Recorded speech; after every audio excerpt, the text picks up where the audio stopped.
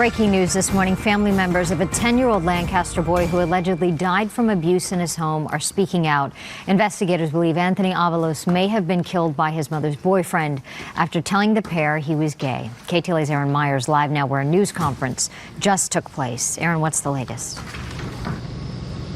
Good morning, Jessica. The family's lawyer has been speaking, as have uncles and aunts of little Anthony. They describe him as a little boy who was student of the year. He loves sports, and you can see here they are still talking right now, and we will go ahead and show you a little bit of that news conference right now.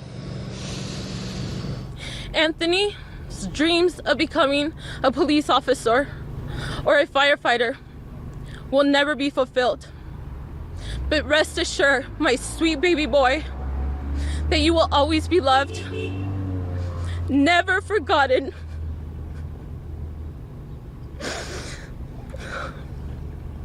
Anthony, you will always be in our hearts.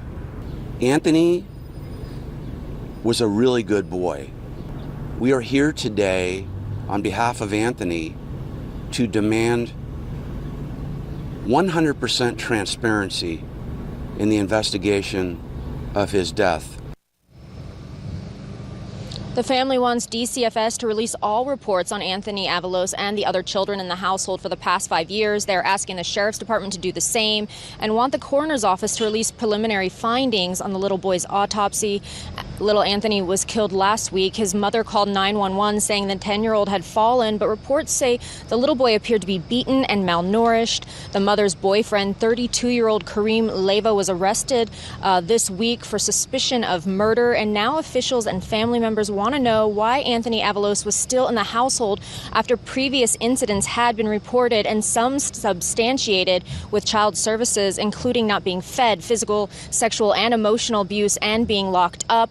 At one point, he had been removed from the home and placed with relatives. The little boy had recently said he liked boys, but homophobia has not come up as a motive yet. 8 other children have been removed from the home. The suspect, we know, has a criminal history and alleged gang ties, but officials say it wasn't enough to warrant the 10-year-old being removed from the home. The last call to child services was a couple of years ago, but there are at least 16 known reports before that.